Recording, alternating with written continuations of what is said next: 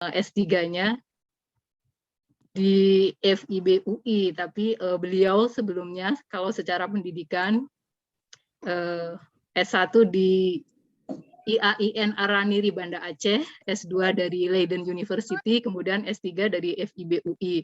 Saya waktu itu sempat menjadi paranemnya ya Bu Fahriyati ketika sidang doktor. Iya, ini kelahiran dan lain-lain. Saat ini Bu Fahriyati bekerja sebagai peneliti ya Bu ya di Departemen Agama nih. Jadi Pusat Penelitian dan Pengembangan Naskah Keagamaan di Departemen Agama. Kemudian beberapa karya-karyanya, ya. Makasih loh. Iya. Maaf. Itu sama Bunda. Ya, baik, beberapa karya-karyanya antara lain ini mulai dari penelitiannya Bu Fahri sudah malang melintang dalam penelitian naskah, diantaranya naskah Palembang, menyusun katalog, kemudian naskah koleksi Ali Hasmi, kemudian dan daerah-daerah Aceh yang lain ya Bu Fahri ya. Jadi ini banyak sekali. Selanjutnya ada juga beberapa publikasi yang sudah dilakukan oleh Bu Fahriyati tentu terkait dengan manuskrip atau naskah-naskah Ambon, diantaranya mungkin yang paling akhir ya Bu ya, di tahun 2020 ada Religious Traditional Treatment of Epidemic, A Legacy from Aceh Manuscript. Kemudian ada nih From Konya to Nusantara, Rumit Sufi Diaspora in PD Aceh Indonesia, dan terakhir terbaru ini Moderasi Beragama dari Hati, Membumikan Karya dan Ajaran Abdus Samad dalam Lokalitas Budaya. Jadi ini antara lain di antara banyaknya karya-karya Bu Fahriyati. Barangkali ini saja yang bisa saya sampaikan terkait dengan CV Ibu Fahriyati. Saya kira tanpa berpanjang kata dari saya, kita akan mendengarkan paparan dari Bu Fahriyati. Silahkan Bu Fahriyati. Baik, terima kasih Bu Mamlah. Izin share screen ya Bu.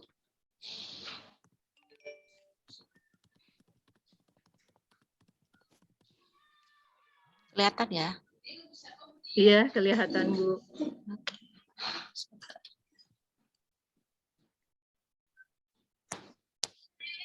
Baik, bismillahirrahmanirrahim. Assalamualaikum warahmatullahi wabarakatuh. Waalaikumsalam warahmatullahi wabarakatuh. Selamat siang, salam sejahtera, dan salam sehat untuk kita semua.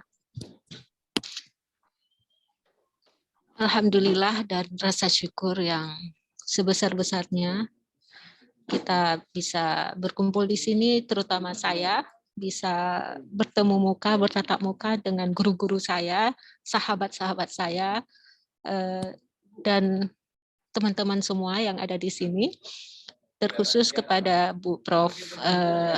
Titi Puji Astuti, kemudian Bu Mamlah, Bu Trista, dan Bu Titin, serta semua yang ada di sini. Bapak Ibu semuanya dan teman-teman semuanya, saya mendapat tugas nih bercerita tentang Khazanah Naskah Aceh, telaah atas naskah Hikayat Aceh. Mungkin sebelum kita masuk ke dalam materi, baiknya sedikit saja ingin menjelaskan tentang posisi saya yang tadi sudah disebutkan oleh Bu Mamlah sebagai peneliti di Litbang Kementerian Agama. Saya tidak menulis ini posisi yang akan saya jalani dalam waktu 2 minggu ke depan. Saya akan menjadi peneliti BRIN. Mungkin Bapak Ibu sudah tahu ya. Jadi ya karena belum jadi saya tidak menulis di dalam CV karena itu akan 2 minggu ke depan akan berlangsung nanti pas di 1 Januari. Jadi kami di sini juga sudah melakukan farewell party dan sebagainya. Seakan-akan ini sudah berada di BRIN seperti itu. Mungkin nanti kita bisa berkolaborasi dalam bentuk tidak di Kementerian Agama lagi, tapi di BRIN sekarang. Baik, siap Bu Fahriati. Iya, itu sedikit tambahan. Kemudian sebelum juga masuk kepada kajian kita tentang khazanah naskah Aceh yang kita khususkan kepada Hikayat Aceh nantinya, saya juga ingin merespon tadi Bu Titi menyampaikan bahwa bagaimana kesulitan-kesulitan ataupun perbedaan-perbedaan ketika kita meneliti naskah di Aceh, kemudian naskah di wilayah lain, itu ada keunikan-keunikan tersendiri. Barangkali kalau untuk wilayah-wilayah lain, ini ada ahlinya, dan juga di Aceh barangkali ada juga yang bergabung di sini. Karena saya dapat WA dari Herman Syah juga kemarin itu. Ya, sepertinya hadir Pak Herman Syah. Oh, hadir ya? Ya, hadir. Ya, beliau bisa membantu saya nanti. Kita saling berdiskusi saja. Pengalaman saya dalam meneliti itu ada dua yang saya lakukan. Meneliti dari sisi keilmuan dari naskah itu, dan juga meneliti dalam bentuk digital yang disebutkan Bu Titi tadi. Jadi saya pernah meneliti terkait digitalisasi naskah yang sudah dipublish di British. Kalau lihat di EIP itu 329 kodenya. Jadi sempat mendigital sekitar 400-an naskah ya. Nah, di sana tentu keunikan-keunikan atau hal-hal yang berbeda dengan ketika meneliti itu cukup mengesankan seperti itu. Misalnya ketika kita menghadap para pemilik naskah yang sangat lokal, kemudian harus bisa bahasa, lalu tidak cukup dengan bisa bahasa lokal, tapi juga harus punya emosional, artinya kekeluargaan, sehingga ketika kami mendatangi para pengoleksi atau penyimpan naskah itu, kita harus mencari siapa sih saudaranya, seperti itu. Itu tidak hanya cukup di situ juga. Mereka mencurigai, itu yang cukup yang cukup unik kalau saya rasa. Gimana kita membuat mereka bisa yakin dengan apa yang kita lakukan. Nah, curiga yang pertama dari orang Aceh ini yang tidak boleh shock kita menghadapinya. Itu pengalaman ya. Kemudian berbeda lagi kalau kita meneliti satu naskah kemudian kita mengkajinya. Itu juga punya keunikan tersendiri karena tidak kita mengambil naskah mereka, artinya kita hanya meminjamkan, itu agak lebih enak gitu ya. Ketika kita mendigital itu agak sulit memang karena kita take and give gitu loh ke mereka, apa yang kita berikan, kemudian apa yang kita ambil itu harus sangat jelas dan bisa mereka menerima alasannya. Baik, Bapak Ibu, kalau kita melihat tentang khazanah ya, khazanah naskah Aceh, barangkali saya ingin memetakan sedikit tentang gambaran naskah di Aceh itu. Jadi bisa kita lihat dua bentuk. Pertama dari sisi isi, kemudian dari sisi fisik naskah. Kalau secara umum naskah itu terdiri bentuk dari sisi isi ya. Kita bisa melihat itu bentuknya hikayat. Kemudian juga berbentuk prosa. Kalau untuk hikayat, ini kajian kita pada siang hari ini, nanti kita akan membahas secara detail. Nah, kalau prosa itu adalah narasi yang tidak berbentuk puisi seperti itu. Itu biasanya berisi sejarah, tafsir, tasawuf, fikih, hal-hal seperti itu, pengetahuan agama biasanya untuk wilayah Aceh. Kemudian dari sisi fisik, naskah itu ditulis di kertas Eropa pada umumnya. Itu kita temukan juga di dalam alas naskah itu ada watermark atau kita sebut dengan cap air dan countermarknya. Nah, cap air itu biasanya lebih ke crescent ya, yang menandakan keislaman yang bisa kita telusuri crescent itu dari mana, kemudian dibawa kemana, biasanya itu diambil dari Italia, kemudian atas perintah siapa, itu ada hubungannya dengan Turki juga. Kemudian di Aceh itu ada juga kami temui dalam digital kemarin itu tentang naskah Dluang, tapi nggak banyak, itu 1-2 saja, gitu. Kemudian tulisan yang digunakan dalam naskah itu adalah tulisan ya. Kemudian bahasa yang digunakan itu ada bahasa Aceh, bahasa Melayu, bahasa Arab atau campur seperti itu. Nah, ketika campur, mereka sedang berbicara menggunakan bahasa Melayu. Tiba-tiba mereka aksen Aceh itu muncul seperti blang. Blang itu kan ya orang Aceh udah tahu tuh, artinya sawah gitu ya. Kemudian jurung, lorong seperti itu. Jadi ada percampuran bahasa seperti itu. Nah, kita juga melihat di naskah Aceh itu dari sisi gambar.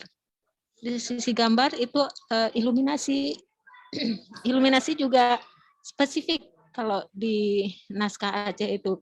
Saya bukan bagian saya untuk melihat tidak meneliti tentang iluminasi, tapi ketika kita baca apa yang ditulis oleh Bu Anabel itu terlihat ada perbedaan dengan wilayah lain. Nah, disebutkan bahwa ini mungkin Bapak Ibu bisa lihat frame double ini adalah ciri khas dari iluminasi naskah Aceh.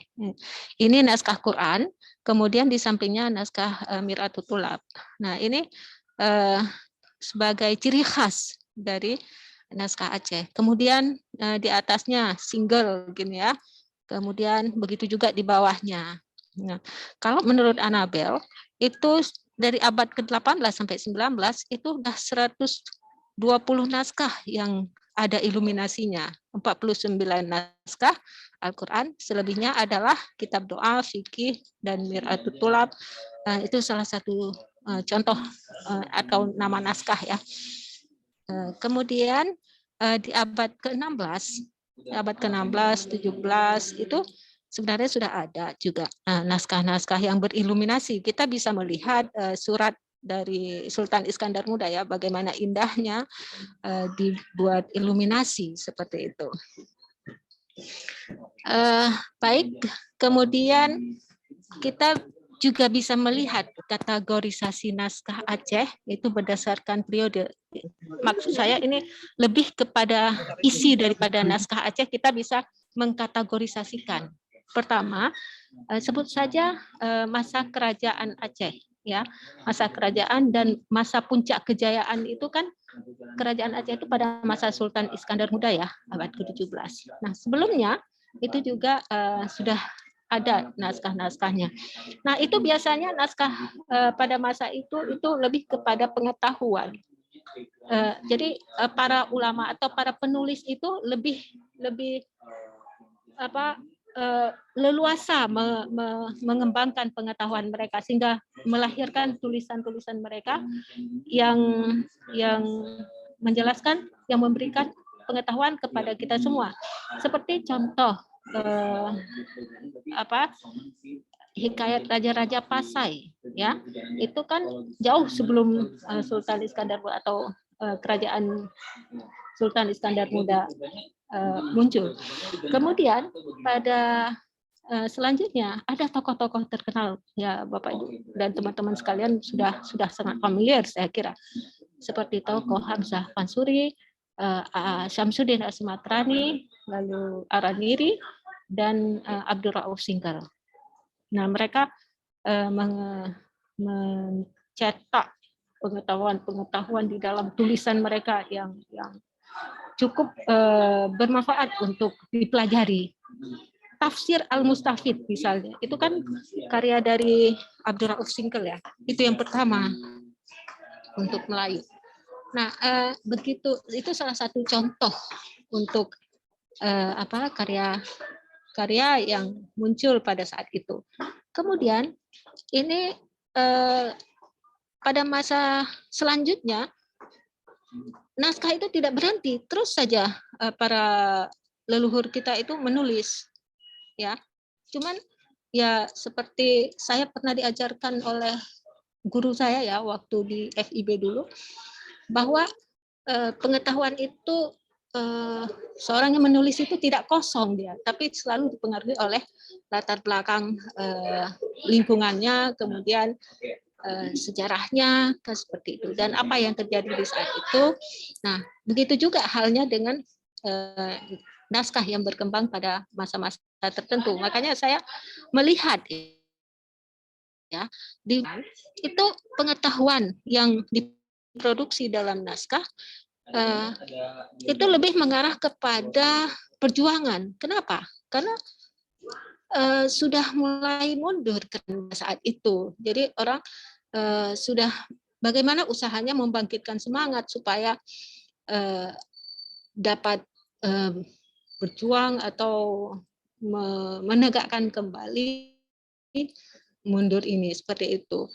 Tetap sufistik, tarekat itu muncul, ya, seperti Khatib Langgin itu yang pernah saya kaji dulu di dalam disertasi saya, itu pada abad ke-19, naskahnya tentang tarekat, ya, kalau nggak salah, bukan Raja Salikin, saya lupa namanya. Nah, di dalam teksnya itu disebutkan bahwa beliau menguraikan tentang tarekat, tapi beliau itu melihat situasi yang berkembang saat itu yang sudah mulai agak tidak stabil. Itu disebutkan di dalam kitabnya bahwa kalau menggunakan kata ini berhati-hatilah supaya tidak terjadi konflik, kan seperti itu. Jadi konflik-konflik yang muncul semakin para ulama itu menekankan supaya tidak semakin besar konfliknya terjadi, seperti itu. Kemudian apalagi masa kolonial, tetap aja mereka menulis, malah timbul muncul karangan-karangan seperti Tunku Pantai itu menulis tentang hikayat perang Sabi, bagaimana membangkitkan semangat orang Aceh itu bisa berjuang mempertahankan agama dan negara serta bangsa mereka, seperti itu. Kalau kita lihat ini pada saat ini hikayat-hikayat sangat menjamur pada saat itu, ya, ditulis di dalam bahasa Aceh. Jadi saya menggarisbawahi bahwa pertemuan Islam dan budaya lokal itu menjadikan suatu pengetahuan dan budaya tersendiri, ya, sehingga melahirkan sejarah-sejarah serta pemikiran agama yang khas, seperti itu. Kemudian kita coba melihat kepada yang lebih spesifik lagi, yaitu tentang hikayat, ya, naskah hikayat. Nah, ketika kita berbicara naskah hikayat, mungkin kita harus bicara dulu hikayat itu apa bagi orang Aceh supaya bisa lebih lebih terarah dalam berpikir kita. Nah, ketika hikayat itu kan sisipan, ya, dia dari bahasa Arab jadi haka, kemudian menjadi hikayah yang berarti cerita. Saya kira ini hikayat gak ada di wilayah-wilayah lain, khususnya di Melayu, ya. Kita bisa lihat nanti naskah-naskah hikayat yang ada di wilayah lain. Kemudian di Aceh, kalau bahasa Aceh itu disebut dengan haba. Haba itu sebenarnya cerita juga dia, tapi dia diungkap dalam bentuk puisi atau syair. Nah, kalau Melayu itu lebih ke prosa, naratif prosa. Kemudian kalau modern itu novel, jadi lebih ke sastra, seperti itu. Kemudian apa fungsi hikayat itu? Itu adalah sebagai pembangkit semangat juang, estetis, hiburan, pendidikan moral, dan pemberantasan buta huruf. Umumnya hikayat ini dilantunkan dalam tradisi lisan, baik itu sebagai pengantar tidur anak ataupun pada acara-acara tradisi ya, tradisi lokal itu acara pertemuan-pertemuan itu diucapkan dilantunkan hikayat itu. Dan iramanya itu agak enak kita dengar seperti itu. Itu di YouTube banyak sebenarnya kalau kita mau mendengarkan kan. Jadi ujungnya itu yang dimainkan iramanya seperti itu. Kemudian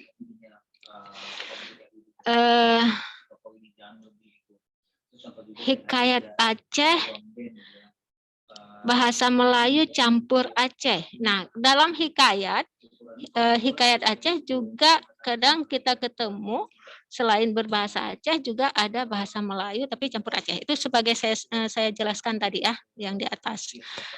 Kemudian tadi kan udah secara umum saya jelaskan, ini lebih spesifik lagi. Klasifikasi hikayat Aceh kita masuk kepada naskahnya gitu. Jadi kita bisa membagikan kepada naskah hikayat Aceh itu kepada dua bentuk, yaitu epik dan non epik. Jadi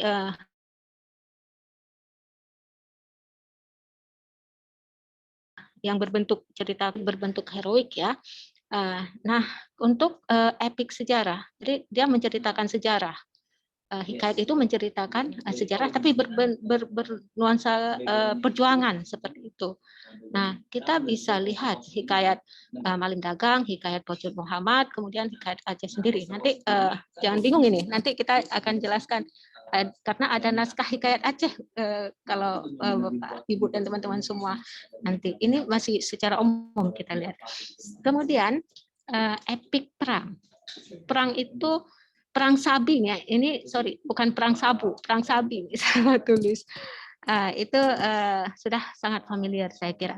Itu ditulis dalam bahasa Aceh. Kemudian perang Kempeni, kemudian hikayat Setamu. Ini hikayat semuanya ada. Hikayat Setamu ini saya sudah pernah transliterasi, sudah pernah alih aksara, sudah diterbitkan di Perpusnas ini waktu tahun kemarin.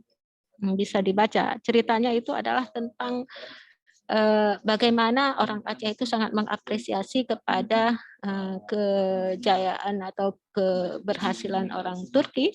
Namun di sana semangat yang ditampilkan. Makanya ini epik perang ya. Bagaimana orang Turki bisa menundukkan negara-negara yang ada di sekelilingnya seperti itu sampai sangat respect oleh orang Aceh. Kemudian ada juga epik 7. Terus epik roman dan legenda. Nah, ini juga perjuangan yang ada di sini. Saya pernah mengkaji dulu tentang hikayat Siti Islam. Itu bagaimana dia berjuang mempertahankan diri sebagai seorang perempuan ya dalam kehidupannya ya seperti itu. Kemudian bagian berikutnya adalah non epik. Non epik itu yang tidak kepada mengarah pada perjuangan, tapi dia lebih kepada penjelasan, kepada uraian tentang misalnya Akhbarul Karim, lalu kisah pribadi, hikayat rantau.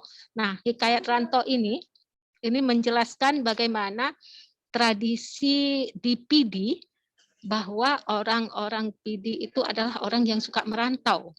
Nah, ini cerita pribadi Tengku Lebe Isa ini. Tengku Lebe Isa ini adalah Tengku yang berasal dari Bambi. Saya membaca naskah ini cukup menarik menandakan bahwa materi lokaliti di Aceh itu cukup luar biasa. Dia tetap menomorsatukan laki-laki, tapi materi lokaliti itu yang membuat orang laki-laki itu harus pergi keluar dari rumah untuk mencari nafkah. Nggak bisa dia tetap di rumah. Ini cerita ini pengalaman pribadi dari Lube Isa. Menarik hikayat rantau ini dan dia agak berbeda. Akhirnya kita tahu tradisi ya, di PD ini bandingkan dengan tradisi yang ada di Sumatera Barat, Minang, yang matrilineal. saya belum tulisan sudah saya buat. Ini mudah-mudahan bisa rampung. Ini menarik jadinya dengan ada isi di dalam naskah dengan membaca isi hikayat rantau ini gitu. Mungkin ini bisa membuat spirit untuk teman-teman juga bagaimana kita bisa mengkaji naskah itu untuk menghasilkan tulisan dan kita meneliti lagi sehingga kita bisa mengkaitkan dengan wilayah-wilayah lain seperti itu. Kemudian tentang sejarah juga seperti itu, ada hikayat-hikayatnya. Begitu juga dengan hikayat Pelando, itu lebih ke fabel ya, seperti itu. Kemudian hikayat Aceh dalam naskah. Sebenarnya ini yang masih berkisar tentang apa yang saya jelaskan tadi. Ini lebih ke contoh-contohnya sebenarnya. Naskah hikayat Aceh atau yang berbeda dengan judul dari naskah itu yang disebut dengan hikayat Aceh. Ini masih naskah hikayat Aceh yang judulnya bisa berbeda-beda seperti hikayat Prinsabi, hikayat Malim Dewa, hikayat Asapade dan sebagainya. Jadi kita ada kalau mau mencari naskah-naskah hikayat Aceh ini itu bisa dicari di berbagai tempat sebenarnya. Seperti koleksi PNRI, kemudian perpustakaan Leiden, ini yang saya sebutkan British Library ini yang saya pernah digital, kemudian di Museum Aceh juga seperti itu. Ini Verhoef katalog Verhoef itu juga banyak mengkatalogisasi hikayat-hikayat Aceh di sana. Itu bisa kita cari. Ini mungkin bisa membantu nanti teman-teman mahasiswa untuk mencari lebih jauh. Kemudian secara online juga itu sudah ada di Kastara ya. Kastara kalau misalnya kita tidak ke PNRI langsung, kita bisa melalui online Kastara. Kemudian kalau di lektur itu untuk hikayat agak jarang karena untuk kita di online yang di lektur itu masih secara umum, secara Indonesia. Untuk Aceh masih sedikit yang dikatalogisasikan. Ini contoh ya, contoh naskah hikayat. Jadi seperti ini, Bapak Ibu. Naskah hikayat itu bentuknya puisi, ya, bukan prosa. Dia ditulis seperti ini dan biasanya dalam bahasa Aceh. Yang saya ceritakan itu tadi ini, naskah hikayat Siti Islam. Ya, disebutkan di sini memang di bawah ini. Hikayat Siti Islam itu menunjukkan nama dari naskah itu sendiri ya. Demikian juga dengan sebelahnya itu naskah tentang hari kiamat seperti itu. Nah kemudian kalau naskah yang seperti ini hikayat urung meperang, orang berperang, nah juga seperti itu ya. Kemudian hikayat perang Sabi meskipun dia tidak dua kolom itu, tapi dia punya titik 3 loh di sini. Nah, bacanya juga seperti baca puisi dia, harus bertitik. Seperti itu. Kemudian ini kita masuk kepada naskah hikayat Aceh. Apa beda naskah hikayat Aceh dengan naskah hikayat Aceh seperti itu. Kalau ini naskah ini disebut naskah hikayat Aceh.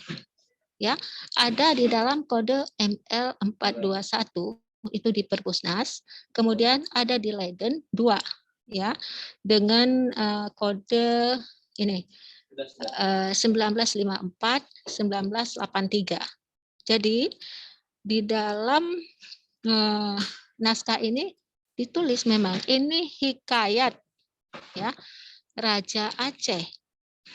Nah, tapi naskah ini disebut sudah familiar, sudah sangat umum itu disebutkan dengan naskah hikayat Aceh. Mungkin, tapi kita nggak bisa merubah lagi. Ini udah bahasa umum ya, sudah diketahui oleh umum. Ini adalah naskah dengan judulnya adalah hikayat Aceh. Kalau dilihat dari sini adalah ini hikayat Raja Aceh, kan seperti itu ya.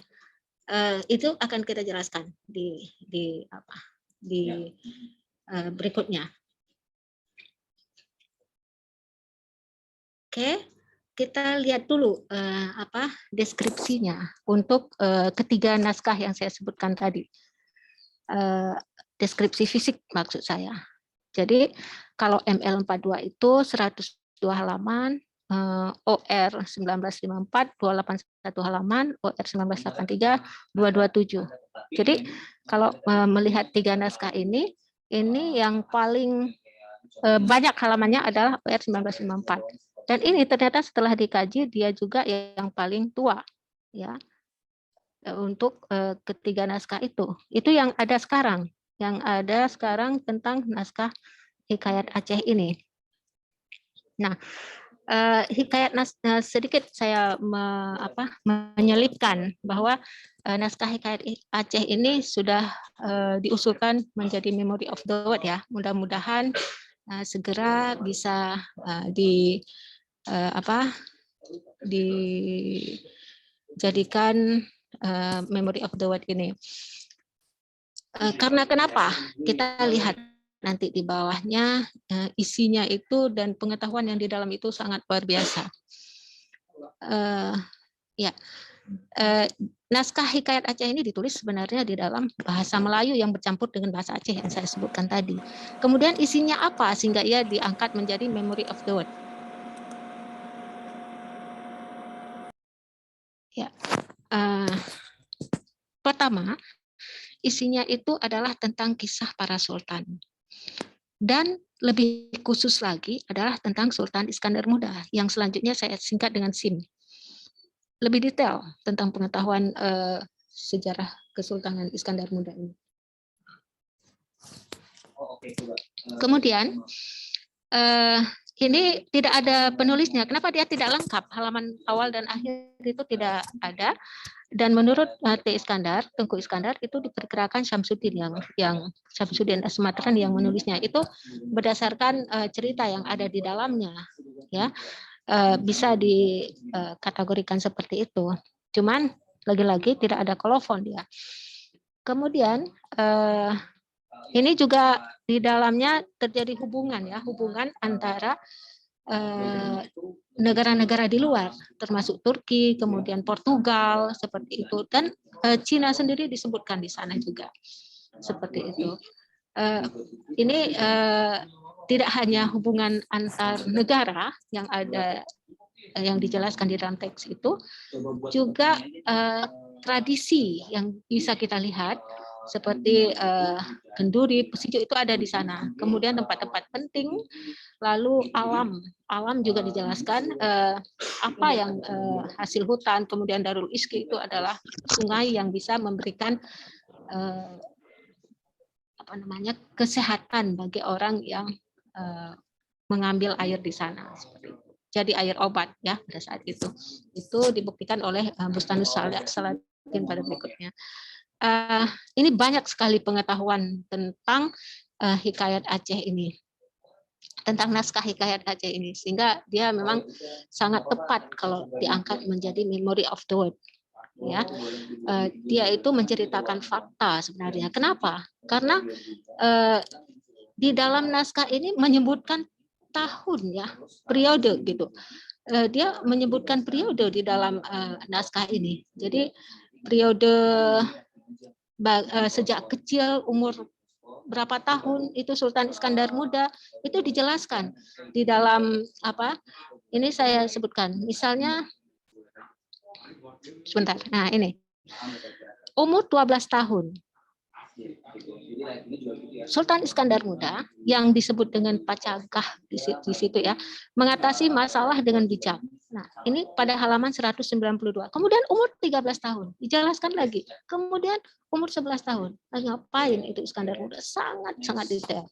Lalu tidak hanya itu, juga tahun itu disebutkan di sana. Jadi fakta sejarah itu terdapat di dalam naskah itu, naskah Hikayat Aceh tadi. Kemudian kalau kita mau menggali lebih dalam tentang naskah Hikayat Aceh ini, halo?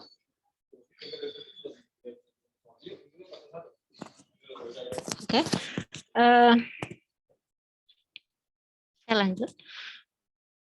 kita bisa mengkaji, kalau saya mencoba melihat ya, posisi SIM ini, Sultan Iskandar Muda ini, dia bisa membangun toleransi yang menjadi bagian hidup SIM sejak kecil. Itu kita bisa mengungkapkan bagaimana perilaku SIM Sultan Iskandar Muda sejak kecil, kemudian umur 12 tahun, 13 tahun, 14 tahun. Ini bisa kita tarik benang merah gitu, memberikan penghargaan kepada guru, mengaji, kemudian sikap membantu yang lemah. Ini dicontohkan bahwa dia bersama seorang yang membantu dia ketika pembantunya sakit, dia nggak jalan sendiri, tapi dia balik ke belakang untuk membantu yang lemah seperti itu. Itu hal-hal yang bisa kita kaji gitu.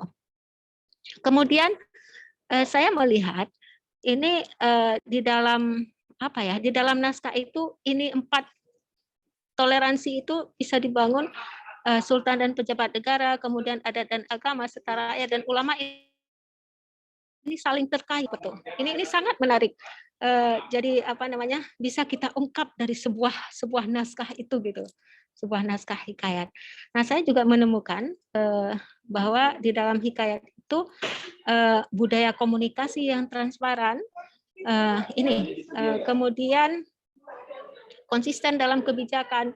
Ini sudah menjadi kesimpulan saya dalam ketika membaca naskah itu. Kemudian tradisi tolong menolong, saling menghargai, kemudian tradisi menghargai pengetahuan, yang kita tahu bahwa ulama yang pada saat itu sangat leluasa dalam mengembangkan pengetahuan, kemudian raja sultan sangat menghargai ulama, sehingga posisi ulama pun menjadi posisi yang sangat tinggi ya, artinya dia menjadi penasehat para sultan seperti itu, menjadi qadhi ya.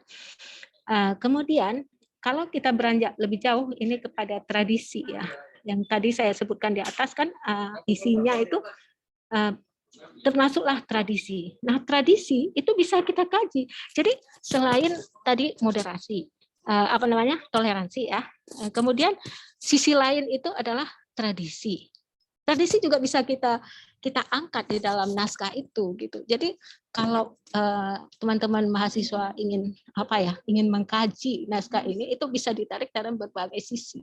Bisa diolah lebih detail tentang satu topik, kemudian menjadi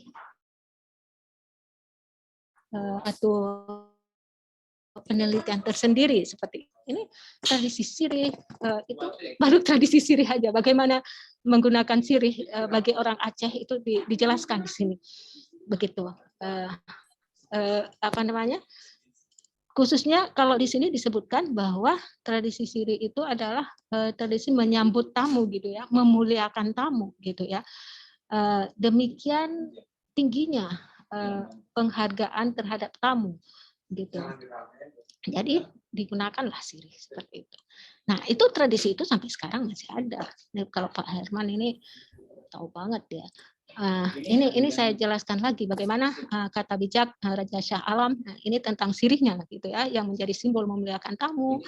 Kemudian makna dari sirih adalah simbol lidah. Kemudian di dalam sirih itu sendiri itu ada isinya lagi, yaitu kapur sebagai simbol tulang, kemudian pitang di dalamnya itu sebagai simbol jantung, kemudian gambir itu sebagai simbol hati, dan tembakau itu seperti itu. Jadi bisa kita kaji lebih jauh. Oke, ini sudah tadi. Lalu kita juga bisa melihat bagaimana kehidupan kerajaan pada saat itu yang tidak hanya berefek kepada raja, tapi juga kepada rakyat yang dipimpinnya. Seperti itu. Kemudian ini ungkapan-ungkapan sebenarnya pernyataan Raja Shah Alam kepada SIM bahwa bagaimana kehebatan Sultan Iskandar Muda itu sehingga dia diangkat menjadi raja. Lalu apa yang dapat kita pelajari? Ini setelah kita ketahui informasi pengetahuan-pengetahuan di atas, lalu apa yang dapat kita pelajari dalam Hikayat Aceh ini? Terlihat ada konsistensi, koordinasi, dan transparansi antara lingkungan keluarga kerajaan dan rakyat. Nah, ini. Kemudian juga ini sebenarnya bisa kita tarik kepada perangkat produk budaya ya yang ada, baik itu bisa kita buktikan sekarang dengan warna itu sendiri itu menunjukkan filosofi yang sangat tinggi, yaitu kuning, merah, hijau, hitam yang menyatu dalam satu kopiah yang kita sebutkan dengan kopiah Meketop. Kemudian pengembangan pengetahuan yang sangat dihargai pada saat itu. Kemudian daya kreativitas dan inovasi masyarakat lokal. Kenapa saya sebutkan daya kreativitas? Karena di dalam naskah itu kita temukan songket pada saat itu. Songket, model songket itu berpucuk rebung, kemudian kain suji larat, kemudian sahap. Sahap itu sampai sekarang masih ada, sahap kemas yang namanya ya. Dan itu di awal yang pertama sekali membangun dan sampai sekarang itu ada di wilayah Pidi itu. Nah, itu ada koneksinya dengan Istanbul juga. Itu bisa kita lihat di dalam naskah itu. Jadi sangat luar biasa naskah Hikayat Istanbul itu. Tidak hanya itu, di dalam naskah Hikayat Aceh itu juga menjelaskan tentang obat-obatan. Kenapa? Orang Turki itu meminta obat ke Aceh ketika beliau sakit. Coba bayangkan. Jadi ada diketahui bahwa kapur barus dan minyak tanah itu obat untuk penyembuh penyakit panas. Kemudian yang saya sebutkan tadi bahwa Krung Aceh yang disebut dengan Darul Iski itu dengan air tawar yang menyembuhkan penyakit, itu juga disebutkan di dalam naskah bahwa memang Krung Aceh pada zaman dulu itu bisa menjadi obat ya. Kalau sekarang itu sudah terkontaminasi. Ya kalau mau minum itu udah malah menjadikan penyakit ya. Nah, kalau zaman dulu malah itu diakui oleh bangsa-bangsa yang lain, termasuk Turki, termasuk wilayah yang di sekitar Timur Tengah di sana. Nah, begitu juga dengan kemenyan putih dan hitam itu disebutkan di sana. Oke, ini sekedar gambar saja bahwa Masjid Baitur Rahman ternyata dibangun pada saat masa Sultan Iskandar Muda. Ya, itu disebutkan di halaman 236. Nah, sampai sekarang ini bagaimana toleransinya penghargaan kepada istrinya Sultan Iskandar Muda ya. Kalau kita lihat bisa lihat di sana itu Taman Putri Pang di sana masih ada. Kemudian saya kira itu ya ada statement nih bahasa Aceh yang saya tulis di sini. Orang arif jioh dat gepam. Orang awam panu bicara. Apa artinya? Orang yang bijak, orang yang berpengetahuan itu pemahamannya lebih dalam, sementara orang yang awam itu hanya berada di level atas saja. Itu kemudian dalam bahasa Latin juga disebutkan juga bahwa tulisan itu akan tinggal, ya, tinggal di dalam naskah, tidak akan hilang. Tapi kalau kata-kata yang kita ucapkan itu bisa saja hilang, seperti itu. Terima kasih Bapak Ibu. Teman-teman sekalian, teman-teman mahasiswa, kita bisa berdiskusi lebih jauh terkait dengan khazanah naskah di Aceh ini.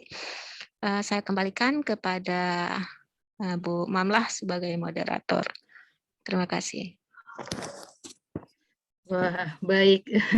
Terima kasih Bu Fahriati. Jadi terpesona saya melihat apa yang tadi ditampilkan oleh Bu Fahriati, bagaimana luasnya khazanah naskah Aceh ya Bu ya. Jadi ada sampai kemudian Bu Fahri tadi menjelaskan bagaimana karakteristik masyarakat Aceh sehingga perlu strategi misalnya untuk bisa kalau teman-teman ingin meneliti naskah Aceh.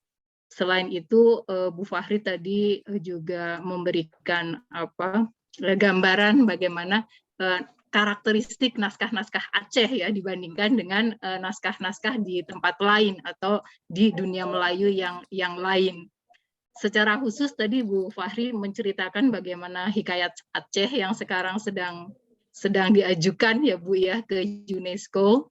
Ternyata menyimpan atau memuat pengetahuan mengenai dunia Aceh, saya kira ya.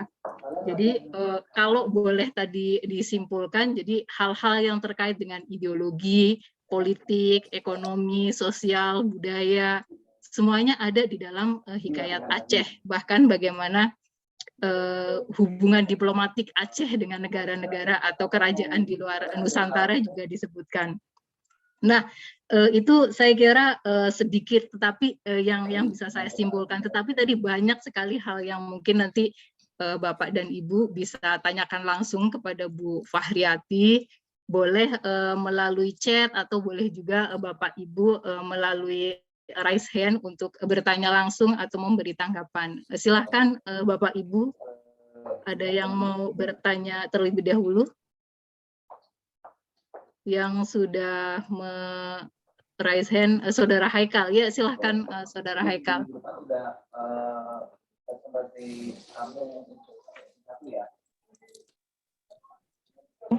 Dengar Bu?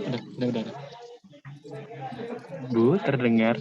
Assalamualaikum. Ya, sudah terdengar. Silahkan. Waalaikumsalam Haikal.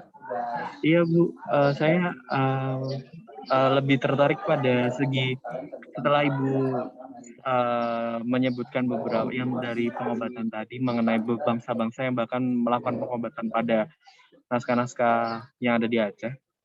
Di situ saya sedikit tertarik pada apakah tidak ada akulturasi khusus ya Bu antara naskah Aceh dengan naskah-naskah dari bangsa-bangsa lain. Seperti apakah adanya bahasa-bahasa lain yang ditemukan pada naskah-naskah Aceh mungkin seperti itu Bu, atau bahkan pembahasan mengenai cerita ataupun obat-obatan dari luar yang masuk di Aceh. Seperti itu Bu, terima kasih. Berikutnya ada Haidar ya, silahkan Saudara Haidar. Iya Ibu, dengar ya? Oke. Saya ingin bertanya, mungkin tidak terkait dengan materi presentasi yang telah ditampilkan, namun kemarin saya sempat membaca mengenai teks-teks takbir gempa yang ada di Aceh atau katakanlah naskah-naskah kebencanaan seperti itu. Jika tadi disebutkan bahwa hikayat-hikayat di Aceh itu dilisankan gitu kepada masyarakatnya, apakah teks-teks atau naskah takbir gempa yang berisi tentang kebencanaan ini juga dikenal masyarakat dalam bentuk lisan gitu. Mungkin itu saja. Baik, Bu Fahri, 2 pertanyaan mungkin mau langsung dijawab, silakan Bu. Baik, terima kasih. Saya kira memang dua-dua dulu ya. Nanti baik ya. Dari Saudara Haikal dan Haidar Bu. Baik, terima kasih Haikal dan Haidar ya. Pertama terkait dengan akulturasi khusus dengan bangsa lain dalam masalah obat-obatan. Ini sangat menarik pertanyaannya. Ini jelas ada. Ya. Kebetulan saya juga pernah melihat ya apa hubungannya tentang naskah-naskah obat di Aceh ini, ada nggak sih hubungannya dengan wilayah-wilayah lain. Ternyata memang itu ada hubungannya. Saya melihat contoh saja India. Ya, saya melihat apakah ada relasi ini pengobatan di Aceh dengan pengobatan di India. Ternyata setelah kita kaji itu terjadi akulturasi itu. Makanya apapun yang ada di satu daerah itu nggak bisa dia berdiri sendiri. Tentu dia punya kaitan ya dengan wilayah lain, dengan negara lain, negara yang pernah terjadi interaksi kalau di Aceh itu interaksi yang pernah terjadi, negara-negara yang pernah berinteraksi itu pertama adalah India. Ya, India itu adalah yang awal kalau saya lihat. Kenapa? Karena di sana itu ada agama Hindu. Bekas-bekas Hindu itu masih bisa kita temukan sampai saat ini. Termasuk nama dari wilayah, misalnya Indrajaya. Di wilayah saya itu ya, saya sebutlah orang Pidi nih. Jadi di kemarin meneliti tentang apa ya, tentang kearifan lokal yang di sana, khusus tentang ekonomi, itu saya melihat ada namanya Kecamatan Indrajaya. Ternyata dia itu punya hubungan dengan zaman dulu yang ada 4 kerajaan Hindu. Kemudian ada Indrapuri. Nah, di Indrapuri sampai saat ini kita bisa melihat bangunan masjid ya, yang dibangun di atas modifikasi dari dulunya candi gitu. Itu bisa kita ketemu di sana. Ya. Jadi itu dari sisi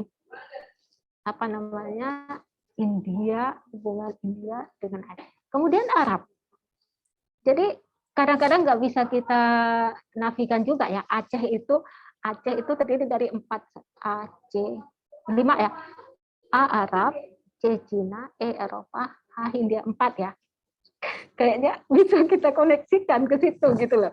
Meskipun secara gamblang kita Aceh itu orang terdiri dari bangsa ini gitu. Ketika kita tarik benang merah untuk kita meneliti, itu terjadi hubungan itu khusus tentang obat-obatan. Ini kebetulan saya juga pernah mengkaji ya, bahwa obat-obat kita itu kan banyak naskah yang menceritakan tentang obat-obatan. Sebut saja kunyit.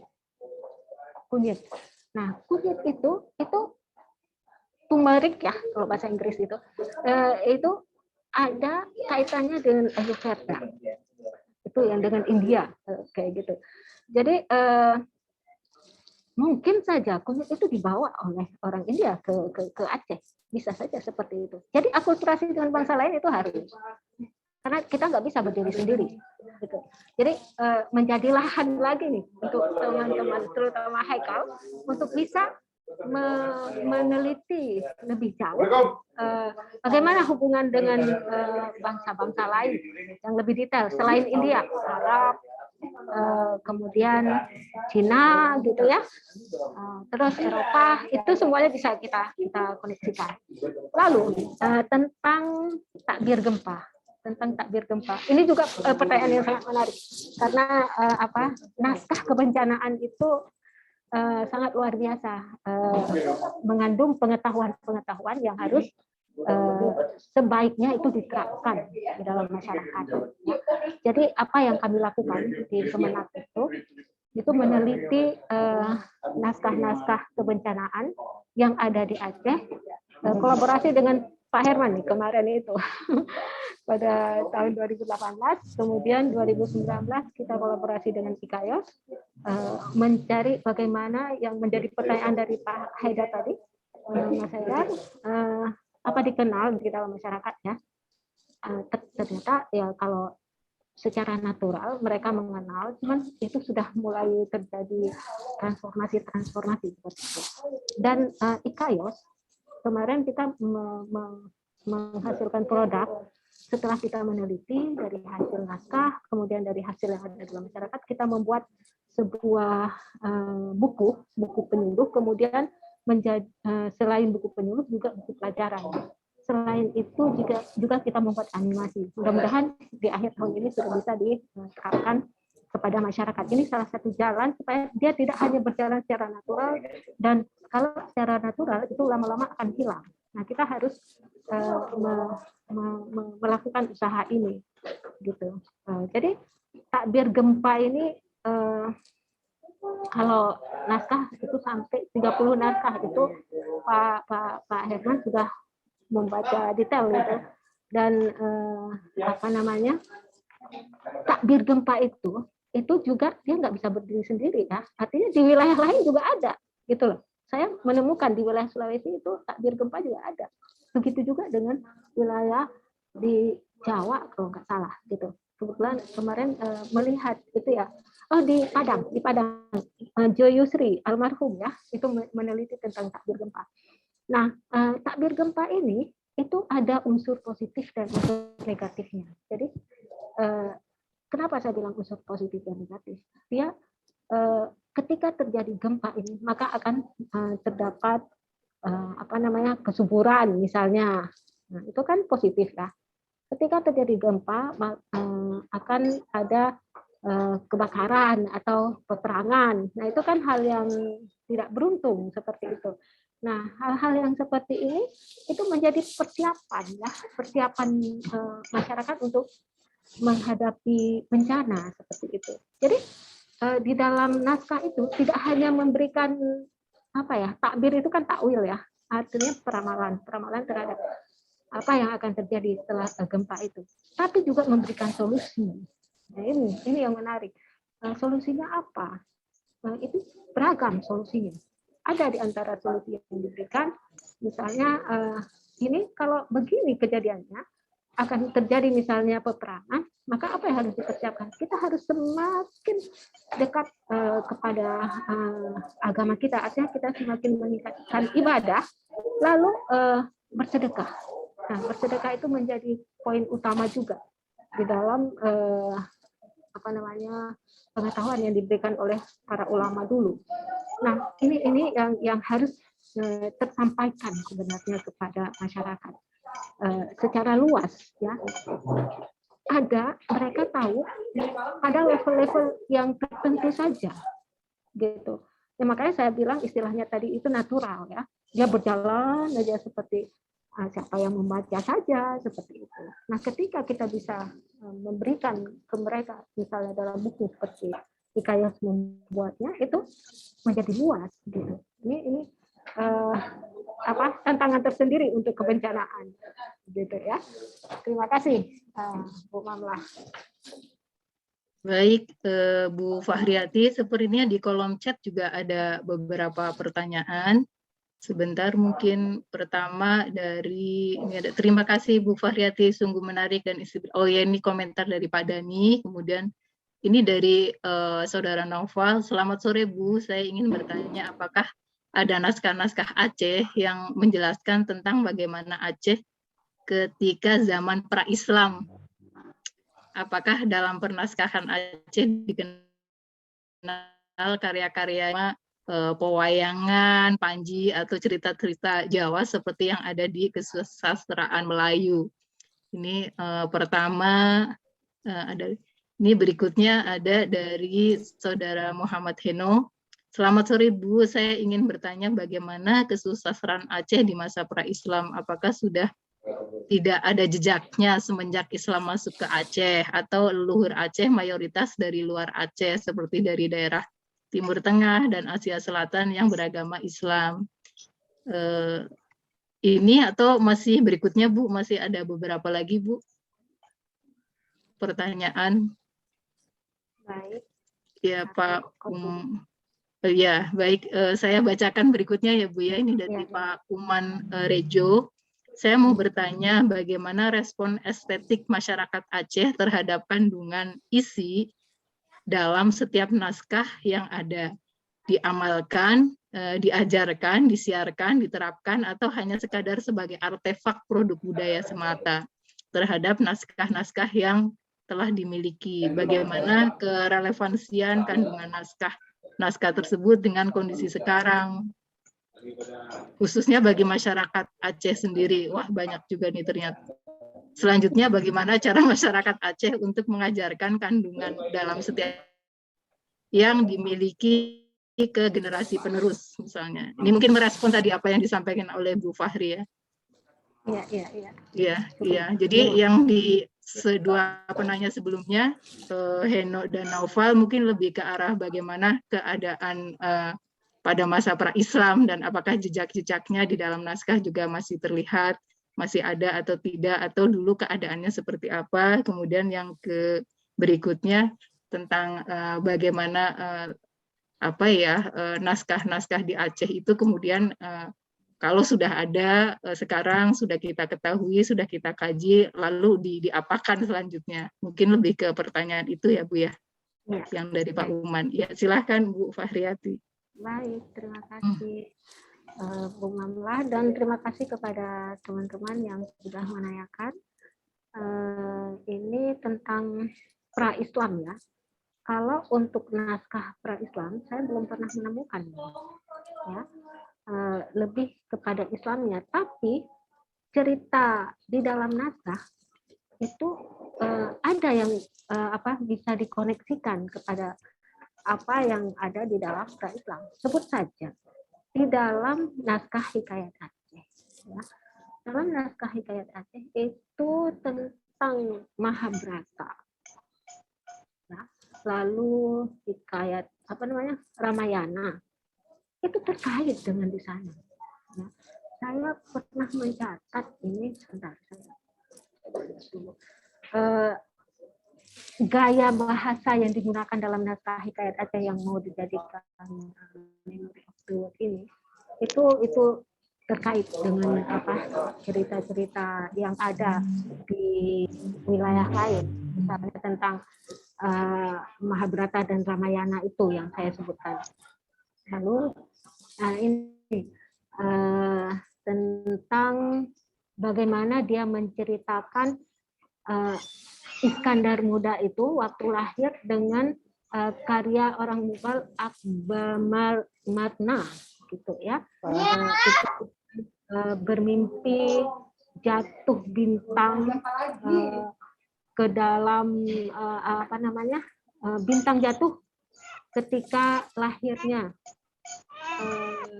jatuh pada dada pertanda lahirnya Timur Akbar, seperti itu.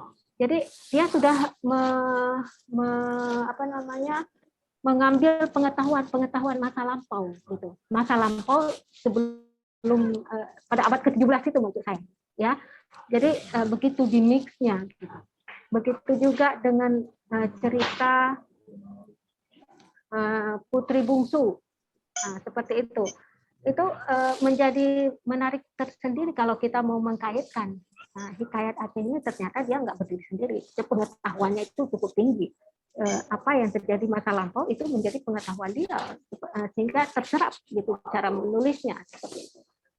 Itu yang saya lihat ya. Jadi koneksi pengetahuan sehingga saya jadi tertarik, cuman belum sempat saja ini hikayat cerita Mahabharata, epos Mahabharata dan Ramayana itu bisa ditarik dari cerita hikayat Aceh ataupun di dalam naskah-naskah lain gitu.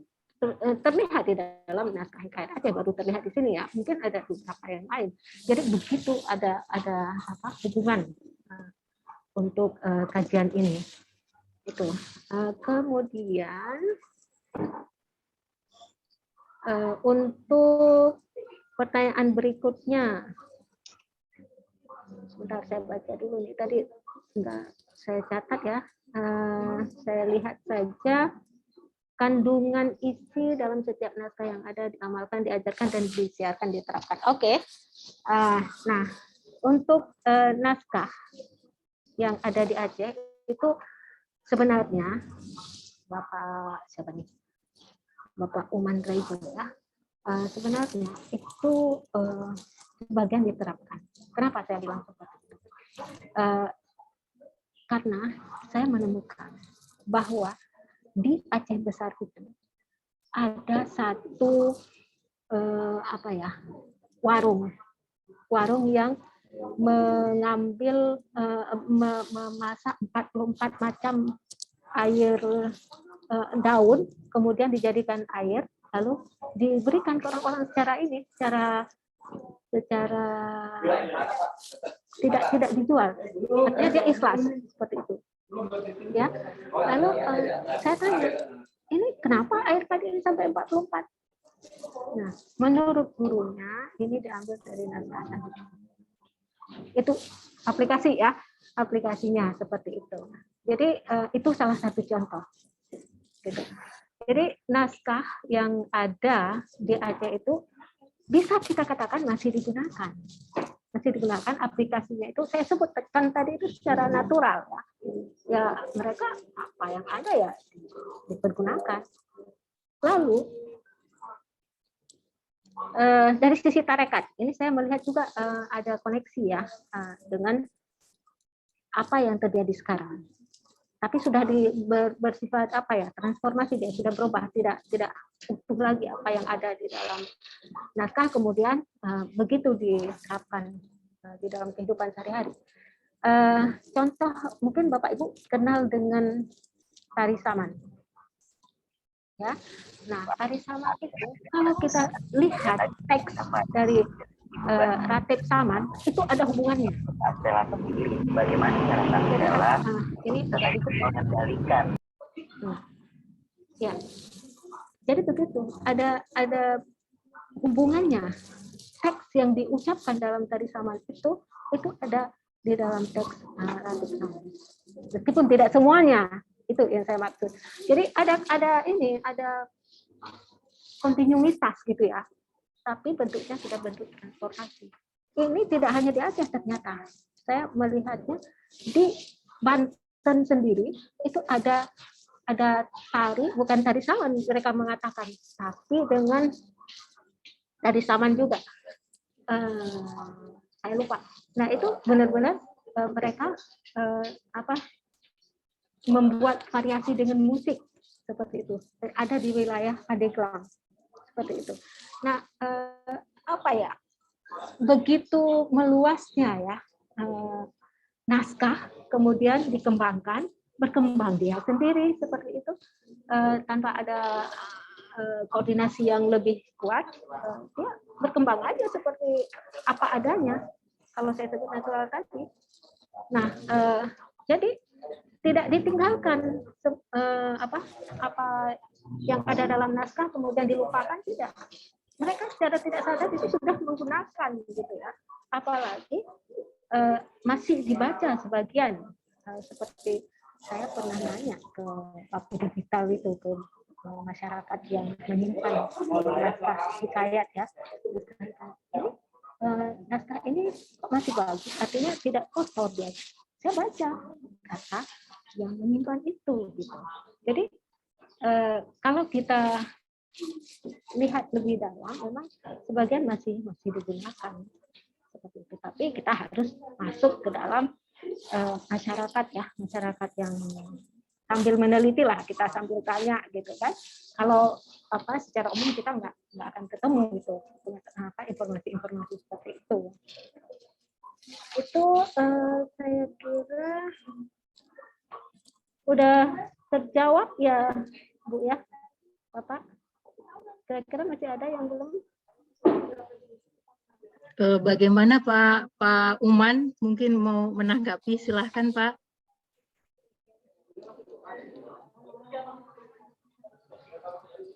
Pak Uman Rejo, tadi sudah disampaikan jawabannya oleh Bu Fahri, mungkin Pak Uman Rejo mau menanggapi, silahkan Pak.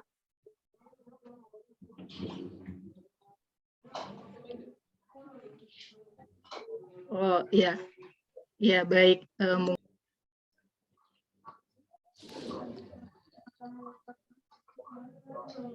Ya baik.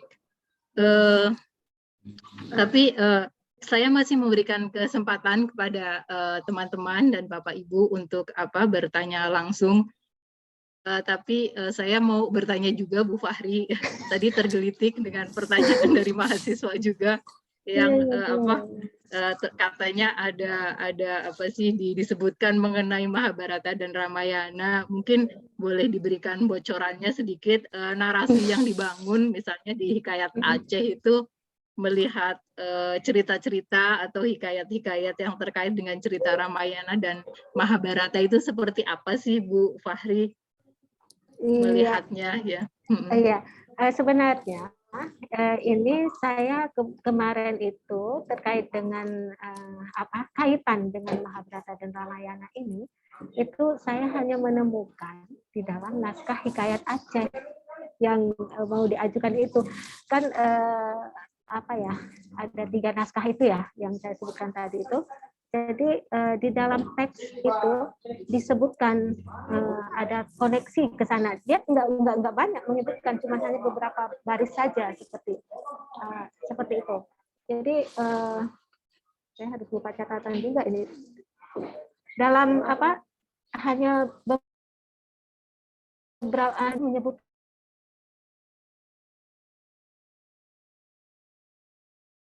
ada kaitannya. Saya menemukan itu, jadi pengen nulis jadi tentang itu, belum jadi aja tulisannya karena kebanyakan ya. Waduh, ini menarik.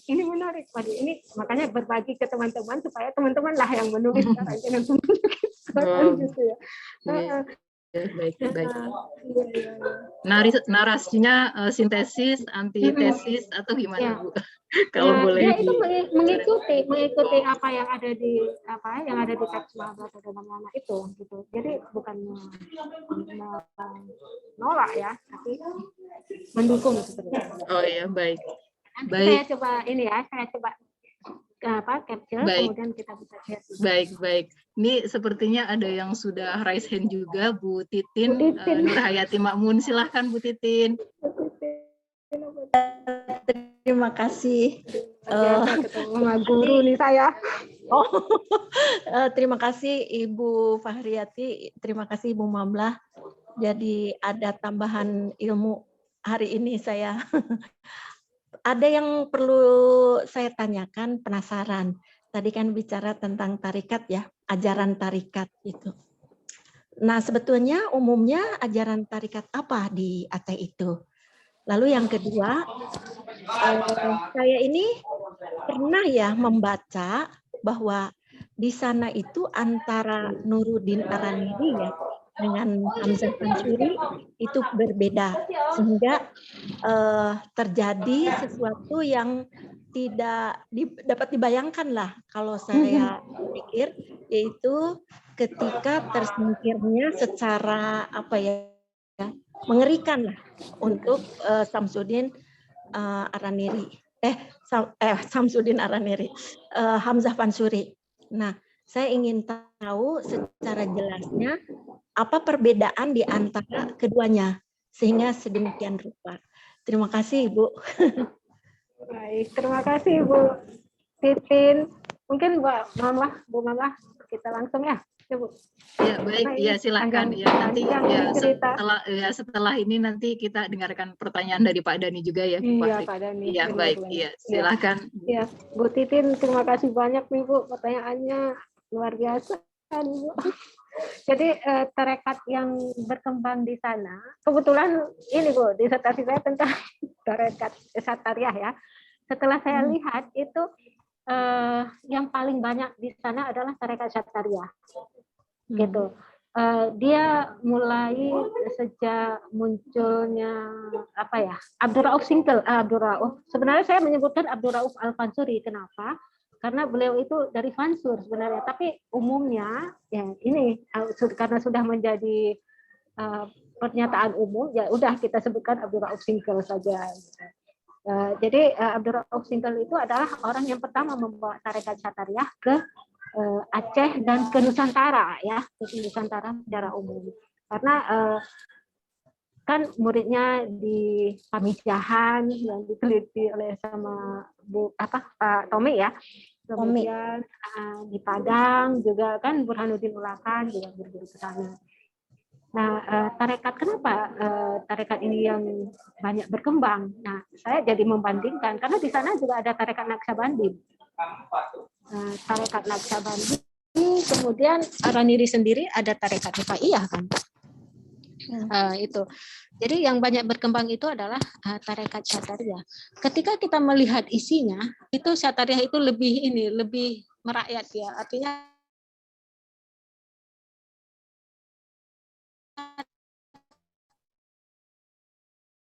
tidak terlalu masuk ke dalam tarekat itu, ya udah diamalkan secara sehari-hari di dalam pelaksanaan sholat 5 waktu seperti itu. Jadi ringan seperti itu. Kemudian tarekat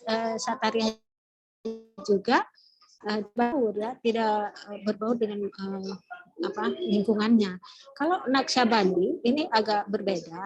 Kita tahu bahwa Naqsyabandi itu kan punya zikir jihad, kemudian zikir sir gitu ya. Ya. Jadi dia wilayah berkembang. Kalau tarekat Naqsyabandi itu di wilayah Sumatera, Aceh Barat, yang tokohnya itu adalah Mudawali. Nah, itu.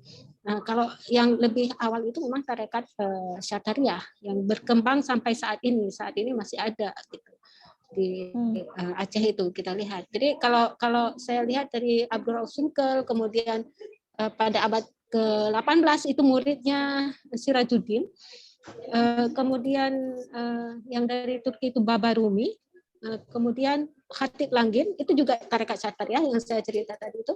Lalu ke sininya ke abad ke-20 itu di Tunku Muhammad Ali. Nah, itu bisa kita telusuri. Jejaknya itu sampai sekarang itu masih bisa kita telusuri tarekat Syatariah itu. Kemudian tarekat Samaniyah juga ada di sana. Cuman tidak begitu berkembang. Artinya kalau dibandingkan mana yang lebih banyak itu adalah tarekat Syatariah. Ya. Kalau tarekat Samaniyah kan dari ini ya, dari Palembang gitu ya, dari Al Palembani yang turun ke wilayah Aceh karena tulisan beliau sendiri itu dipakai oleh orang Aceh di sana, terutama untuk jihad ya kan. Mereka menggunakan atau merujuk Nasihatul Mukminin itu karya Abu Samad Al-Palembani itu di dalam Hikayat Perang Sabi seperti itu. Jadi ada hubungannya dengan Palembang juga untuk tarekat Samaniyah. Kemudian terkait dengan kondisi ya waktu saat itu yang berbeda pandangan antara Nuruddin Araniri dan Hamzah Fansuri, ini juga sudah kita dengar sama-sama bagaimana terjadi konflik saat itu ya. Kalau saya melihat Ibu, Hamzah Fansuri kan berkembang, Sumatrani itu berkembang pada masa Sultan Iskandar Muda. Betul. Ya, mereka mengarang atau menulis kitab-kitab yang cukup monumental saat itu. Kemudian Araniri kan orang India beliau itu. Araniri dari India datang ke Aceh. Pada saat itu tidak begitu disambut oleh Sultan Iskandar Muda. Mungkin ada karena faktor orang luar, mungkin dia lebih mengutamakan orang dalam, itu wallahu alam. Itu hanya logika saya saja. Nah, kemudian begitu Iskandar Sani naik, nah dia datang lagi mengambil hati posisinya dia itu bisa menyingkirkan Hamzah Fansuri. Nah, di sini ada unsur politisnya kalau saya lihat. Ada unsur politis bagaimana Araniri itu bisa berada dekat dengan kerajaan, dengan raja. Seperti itu. Sehingga terjadilah konflik-konflik, terjadi pembakaran dan sebagainya. Sehingga kenapa saya menyebutkan itu? Di dalam kitab Tanbihul Masyi yang disimpan di Tanah Abed itu agak berbeda dengan Tanbihul Masyi di Perpusnas dan di tempat lain. Ada satu lembar yang menjelaskan bahwa Abdul Rauf Singkel itu menyebutkan bahwa saya itu harus berhati-hati supaya saya tidak terjadi fitnah, gitu. Tidak dianggap orang yang cenderung kepada satu kelompok seperti itu. Ini kan bisa kita membuat analisis. Oh, ini sudah terjadi konflik dulunya. Memang kalau Al-Atas itu sudah menulis bahwa terjadi konflik dan sebagainya. Tapi kita kan buktinya perlu di dalam naskah ya, sebagai bukti otentik gitu. Bukti otentik saya melihat ini kuncinya ini di sini. Berarti Abdul Rauf Singkel itu berusaha mencari jalan tengah supaya tidak terjadi konflik lebih jauh seperti itu. Gitu. Nah, karena itu tarekat Syatariah ini salah satunya dia apa ya? Berusaha untuk netral gitu. Tidak ingin ekstrim kiri atau ekstrim kanan lah bahasanya. Dan kita bisa melihat lebih jauh lah. Abdul Rauf sendiri itu dalam Tampil Masih juga kalau nggak salah saya disebutkan bahwa jangan kamu mengkafirkan orang gitu, disebutkan kepada muridnya gitu kan, jangan cepat sekali kamu mengkafirkan orang gitu, tapi ya telusuri gitu. Jadi begitu menjaga hati-hati, sehingga saya menulis ini ada unsur toleransi loh di dalam tarekat Syatariah ini gitu. Tidak hanya itu Abdul Rauf Singkel menyebutkan, tapi juga muridnya yang Khatib Langgeng itu juga mengajak orang yang membaca kitab itu berhati-hati gitu, jangan sembarang gitu, jangan ekstrim gitu ya, tapi bersikap netral lah, bersikap moderat lah kalau bahasa kita sekarang gitu. Jadi mudah-mudahan nih tulisan saya bisa diterbitkan segera tentang moderasi Abdul Rauf Singkel Khatib Langgeng. Jadi di situ menariknya tarekat Syatariah, Ibu. Mungkin karena itu juga dia bisa bertahan ya. Analisa kita lagi, apakah bertahan dia sampai sekarang, dia bisa diterima oleh orang banyak. Karena itu dia tidak ekstrim, kemudian tidak menganggap orang salah, kan seperti itu. Ajaran dari gurunya. Yang tadi itu Nuruddin dan Hamzah Fansuri kita sudah bisa mengkategorisasikan ya Bu ya. Mungkin itu yang bisa saya jawab Bu. Ya, itu mungkin jadi berhubungan dengan ajaran barangkali ya, yang tidak paham, yang tidak sepaham, yang kemudian disingkirkan barangkali begitu ya. Iya, akhirnya beliau menyebutkan bahwa ada sufi yang heterodok, kemudian ada sufi yang ortodok. Tapi kalau kita lihat lebih jauh, apa yang diajarkan Hamzah Fansuri bukan heterodok. Saya melihatnya tidak. Mereka heterodok itu artinya kan tidak tidak mengerjakan lagi ajaran amalan amaliyah kan gitu ya. Sudah hanya bentuknya tasawuf pure, artinya berhubungan dengan Tuhan tanpa memperhatikan lagi unsur-unsur ya seperti itu. Jadi ketika kita membaca tulisan dari Hamzah Fansuri sendiri, dia tetap ajaran fikih itu juga diterapkannya gitu, dan hubungan dengan Tuhan juga tetap dijaganya gitu. Jadi ada unsur apa sih sebenarnya kalau saya lihat? Cuman Araniri sebenarnya dalam Sirat Al-Mustaqim itu dia menjelaskan tentang fikihnya kan gitu ya. Dan memang wallahu alam lah, yang jelas kita bisa mengkoneksikan antara data-data yang ada gitu ya Bu ya. Iya. Subhanallah, semoga cepat terbit tuh bukunya Bu. Terima kasih. Amin. Iya, sama-sama Bu. Baik, berikutnya mungkin Bu Fahri kita berikan ke Pak Dani Tumbelaka untuk menyampaikan pertanyaan. Silahkan Pak. Terima kasih Bu. Ini kita ketemu lagi. Salam kenal Bu Fahriyati. Terima kasih. Ini paparan Anda sangat senang saya dengarkan juga. Tadi saya sempat baca ulang materi paparan Anda. Ini inspiratif. Ada yang menggelitik saya dan saya jadi ingin tahu lebih dalam. Di dalam paparan tadi ada chapter pemanfaatan obat dan pengobatan tradisional. Kapur baru sana sudah dikenal Turki dan bangsa lainnya. Apakah di dalam sumber ataupun di sana yang Ibu baca, yang Ibu teliti, itu menyebutkan atau ada uraian yang lengkap tentang pengobatan tradisional ini yang menggunakan tanaman-tanaman endemik seperti kapur baru, damar, cendana, kemenyan putih dan hitam, damar lada itu tadi. Apakah ada Bu?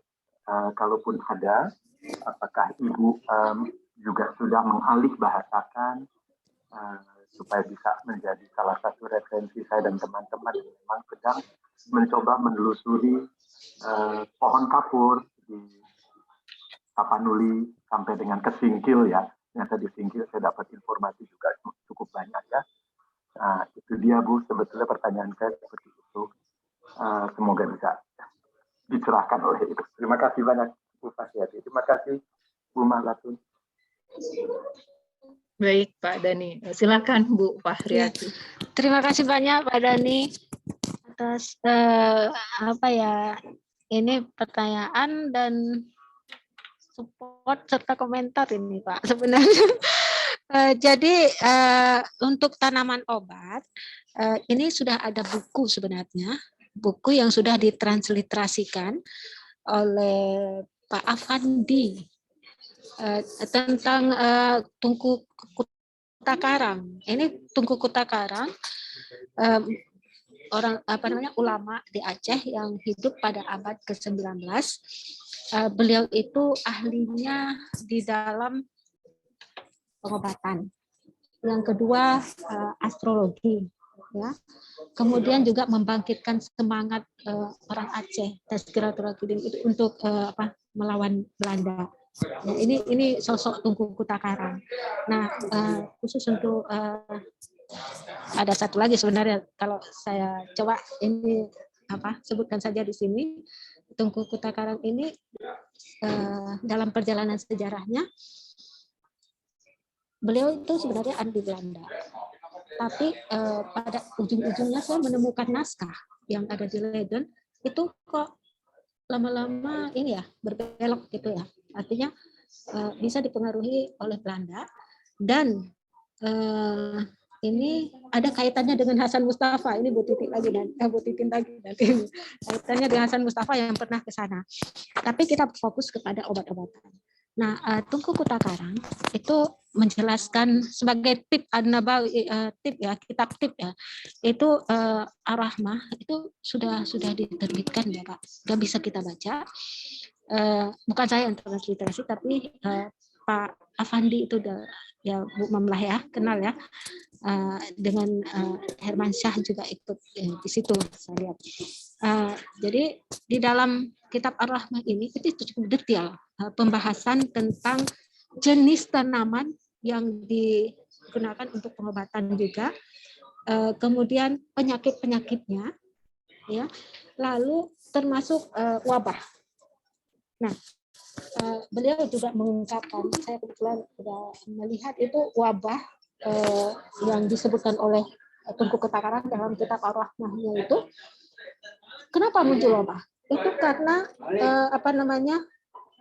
dia berada di bawah ini di tempat yang kotor. Jadi jangan sekali-kali bikin rumah di daerah yang rendah. Itu sarannya beliau. Tapi buatlah yang lebih tinggi sehingga dia lebih bersih. Nah, intinya ke situ. Itu kalau untuk wabah itu disebutkan di situ. Kemudian apa solusinya? Itu disebutkan di sana. Itu yang tanaman-tanaman itu yang tadi ada di dalam Hikayat Aceh itu kita bisa telusuri lagi yang abad ke-19. Kalau Hikayat Aceh kan abad 17 ya Pak. Ini ditulis lagi oleh ulama-ulama setelahnya.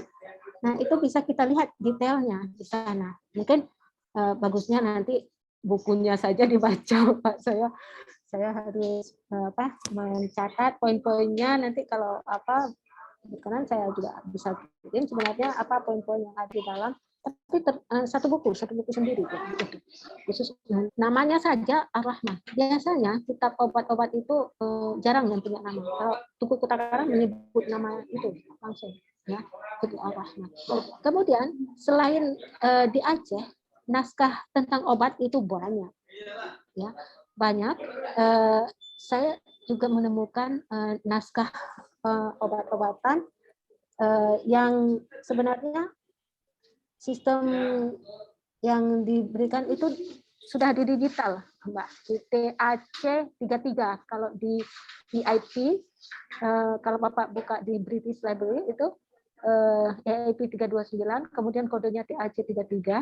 Nah, itu juga menjelaskan tentang obat-obatan seperti itu. Cuman itu belum saya transliterasi, cuman saya ambil saja beberapa yang penting, dan untuk tulisan ini sudah terbit di Perpusnas Bapak. tentang bukan perpusnas kayaknya deh. Direktur kalau nggak salah itu tentang obat mata yang menggunakan jenis tanaman apa itu saya ringkaskan. Cuman belum saya transliterasikan untuk naskah itu hanya mengambil dari intinya saja. Ada 3 naskah kalau nggak salah saya gunakan itu bisa di search di internet, sudah dipublish secara online seperti ini untuk naskah obat-obat itu gitu. Banyak lagi naskah-naskah obat yang lain di Aceh karena naskah obat ini kadang-kadang saya bisa membagi 2, religious treatment artinya tidak hanya menggunakan obat tapi juga menggunakan pemulihan dengan pengamalan agama, kemudian juga ada mantranya, ada doanya, itu kayak di-combine, disatukan seperti itu. Jadi nggak bisa berdiri sendiri, tetap kita harus meminta pertolongan kepada Yang Maha Kuasa seperti itu. Itu Pak. Terima kasih banyak. Semoga di buku Ibtar Rahmah ini bisa temukan juga asal-usul dari tanaman tanaman. Terima kasih banyak Bu Fahriyati, Bu Mamlah. Baik, sama-sama Pak Dani. Ini di kolom chat ada pertanyaan lagi nih Bu. Oh, beda lagi ini. Dari Pak Asur Lijar. Assalamualaikum Bapak Ibu, izin bertanya. Misalkan jika kami menulis hikayat seseorang dan disimpan sampai beberapa tahun ke depan, apakah bisa disebut hikayat atau naskah? Jadi kalau ini satu, kemudian hampir semua kita lihat hikayat berisi baik. Nah, jika kita menulis atau menemukan hikayat yang isinya buruk, contohnya judul Kesultanan Aceh pernah membunuh yang saudara, apakah boleh kita ambil sebagai pedoman untuk ditulis dengan judul demikian? Sekian Bu. Ini dari menarik nih Bu. Silakan Bu Hari. Iya, Pak Asrur ya. Ya, terima kasih pertanyaannya. Pertama tentang hikayat ini sebenarnya lebih ke naskah ya, naskah kuno gitu. Mungkin pertanyaannya umur berapa naskah itu bisa dianggap naskah, kali ke situ ya larinya ya. Sampai berapa tahun kalau disimpan bisa dikatakan naskah seperti itu. Ini harus merujuk kepada guru kita ini. Kalau mungkin Bu Mamlah juga bisa menambahkan. Sejauh saya tahu, kalau kita tulis, mungkin kita tulis dengan tangan, tapi ya, naskah itu kan manuskrip. Manuskrip kan gitu. Simpan dulu sampai 50 tahun. Sampai 50 tahun baru dianggap naskah. Kalau diketik itu lain cerita ya. Atau bisa 100 tahun gitu. Karena umur naskah kita itu kan udah berabad-abad ya. Nah, itu kalau Bu Ahad ini dan kesepakatan ya di filolog ya Bu Titin ya, itu 50 tahun ke atas sudah dianggap naskah seperti itu. Nanti mohon saya diluruskan Bu Titin sama semuanya. Ya, selanjutnya nomor 2, hampir semua kita lihat hikayat berisi baik. Pada umumnya memang naskahnya ini ya, seperti tadi saya sebutkan, ada bisa kita lihat dari sisi sejarah, kemudian epik, semangat dan sebagainya gitu ya. Tapi ada unsur-unsur yang tidak baik. Apakah saya bertanya ulang, apakah Pak Samsur Rizal pernah baca buku Dennis Lombard? Ya, karena saya menemukan di buku Dennis Lombard ini persis seperti ini di halaman berapa gitu kan Pak, tentang kerajaan Aceh. Kalau nggak salah. Nah, disebutkan di catatan kaki kalau nggak salah itu bahwa cerita Sultan Iskandar Muda itu pernah membunuh bayi seperti itu ya. Lalu saya semakin penasaran ini kan Iskandar Muda disebutkan ceritanya di dalam hikayat Aceh kan gitu. Lalu kenapa Denis Lombard menulis seperti itu? Ternyata dia menggunakan referensi orang Portugis yang saat itu menyebutkan tentang kelakuan Iskandar Muda. Saya jadi penasaran lagi. Ini ada unsur apa ini? Menyebutkan seperti itu. Akhirnya saya membaca hikayat Aceh secara detail. Adakah dia menyebutkan tentang perilaku kesultanan ini? Ternyata tidak ketemu. Nah, ini ada apa nih? Siapa yang harus ditaruh di posisi yang yang netral seperti itu ya? Di dalam buku itu dia mengatakan bahwa menggunakan sumbernya itu menggunakan sumber naskah. Gitu loh. Di awal itu kita sampai terpesona bahwa buku ini menggunakan naskah ini sangat otentik. Ternyata di halaman itu, coba deh baca buku sejarah kerajaan Aceh di tengah-tengah itu menyebutkan kayak unsur ini bisa jadi bahan untuk kita menulis juga ini untuk menuliskan meskipun Denis Lombard tokoh ya, tapi untuk meluruskan seperti itu, tapi dengan bukti-bukti pastinya. Nah, sejauh saya tahu, nggak tahu kalau Bapak ada bukti lain lagi tentang bunuh-membunuh yang dimaksud itu apa gitu ya, ataukah yang disebutkan di dalam Perang Sabil misalnya itu menyuruh berjuang melawan Belanda, itu kategorinya bukan bunuh-membunuh, tapi itu semangat untuk berjuang melawan penjajah Belanda begitu. Nah, yang saya cerita tentang Denis Lombard itu kita perlu luruskan sebenarnya. Saya juga diberitahu teman bahwa ini bagaimana dengan Denis Lombard ini, sementara mengambil rujukan naskah, tapi di tengah-tengahnya dia mengambil wawancara ataupun pandangan dari orang Portugis itu sendiri. Sepertinya ini kurang tepat kalau menurut saya. Itu, Pak. Ya, Bu Mamlah, itu saya kira. Jadi banyak lahan sebenarnya ya.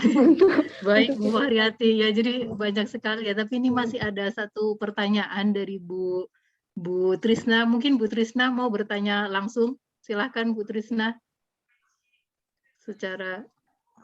Terima kasih, Mamlah, Mbak Fahri. Ya, hikayat Asai Padi, apakah itu tentang asal mula padi ya? Karena di Aceh ada Inong Padi kalau nggak salah. Betul. Padi. Apakah sudah ada penelitiannya? Iya Bu, Asai Pade itu asal padi. Kalau Inong Pade itu ini ya bibit gitu. Gitu.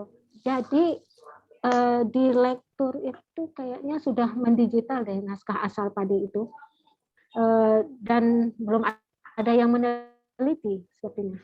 Jadi bagus juga itu kalau kita angkat ya Bu ya. Biar teman-teman dah yang mengangkat. Ya, Nah, ada di Nusantara ya. Iya. Jadinya nanti. Iya, betul. Nah, jadi lebih ke lahan pertanian ya Bu ya. Jadi kan naskah itu tidak hanya agama tapi juga dari unsur-unsur lain. Mungkin bisa perbandingan dengan cerita tentang Dewi Sri gitu kan, Dewi Iya. Apakah itu untuk Inong Padi itu untuk menyebut Dewi Sri ya? Ya makanya itu mungkinnya itu kayak saya pernah membaca itu. Apakah betul? Saya belum. Untuk sebutan orang Aceh katanya itu Inong Padi. Apa betul? Kalau Dewi sebutan Sri, orang Sang Yang Sri, Sunda misalnya. Iya. Langsung ya Bu Mamlah ya. Iya, silakan Bu Fahri langsung. Iya. Inong itu perempuan gitu sebenarnya. Ya, artinya kalau kita sebutkan kepada perempuan kan ada Inong Bale itu. Yang yang berjuang waktu Malahayati itu kan. Nah, kalau untuk inong pade, sejauh saya pahami, itu lebih ke bibitnya. Jadi inong itu kan ke bibit, karena pade itu kan padi ya. Tapi lagi-lagi ini masih persepsi, harus kita lihat, kita kaji. Yang tadi tuh Prof. Siti bilang ada hubungannya dengan apa? Dengan Dewi Sri. Dewi Sri. Nah, Dewi Padi ya. Harus kolaborasi nih, Bu. Dia kan cikal bakalnya padi, sementara inong juga sebetulnya bibit padi. Bibit padi. Cikal bakal itu cuma penyebutannya kedaerahan kan gitu. Iya. Jadi mungkin bisa dilakukan studi banding atau bagaimana gitu, atau mungkin kapan-kapan bikin seminar tentang Dewi Sri, tentang padi gitu. Iya, padi Nusantara ya. Ayo Bu Trisna. Yang jelas ini kita kolaborasi bikin penelitian. Betul ya, tokohnya Bu Trisna nih, Dewi Sri. Bu Trisna.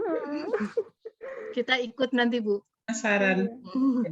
Di Sunda. Di Aceh itu ya. Bu Titin gimana Bu Titin di daerah Pasundan? Menarik sekali yang di Pasundan itu. Bu Titin belum ada nih. Tadi ada. Ada tadi.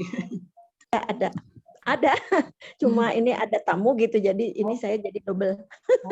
Tapi saya masih mendengar. Ini tentang Dewi Sri ya, kalau tidak salah nangkap. Perbandingan dengan inong padi ya.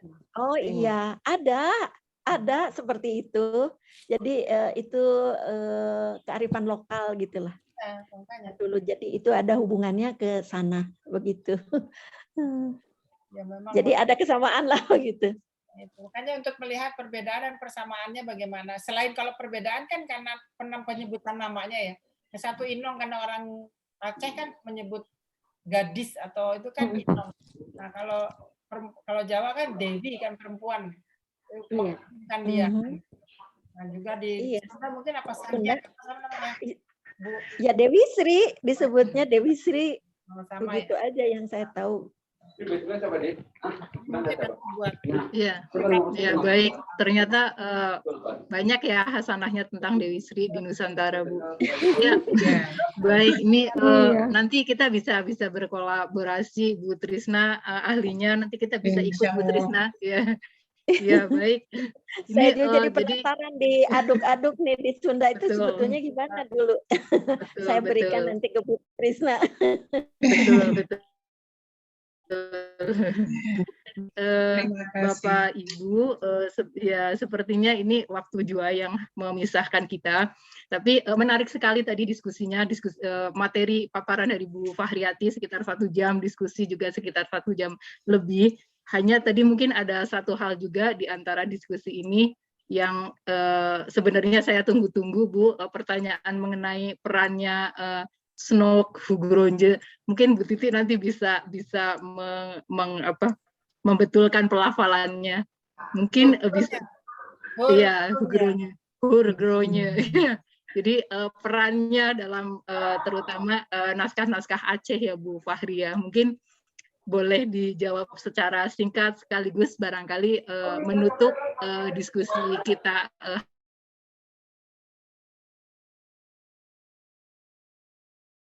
hari banyak ini. Jadi peran Snok dalam naskah Aceh ya, kayaknya ini ya, Snok itu nggak begitu masuk di dalam naskah-naskah gitu. Artinya sejauh saya tahu itu penyebutan nama Snok di dalam naskah, sebut saja naskah yang ditulis oleh Tungku Ketakarang yang tadinya tidak berkolaborasi sehingga sekarang dia berkolaborasi dengan Belanda. Dia hanya menyebutkan kata-kata Belanda. Nah itu Ulanda kalau bahasa Acehnya itu. Jadi tidak ke Snoknya. Nah kalau untuk peran Snok dalam naskah ini kalau kita lihat buku yang ditulis oleh Snok tentang adat dan istiadat Aceh misalnya. Dia hanya menyebutkan sepintas bahwa di sana ada tulisan-tulisan seperti itu. Jadi dia tidak masuk ke dalamnya gitu ya. Nah, ada tulisan, kemudian ada istiadatnya seperti apa, itu dijelaskan dalam buku De Aceher. Kalau bahasa Belandanya itu De Aceher. Nah, bahasa Indonesia ada istiadat Aceh di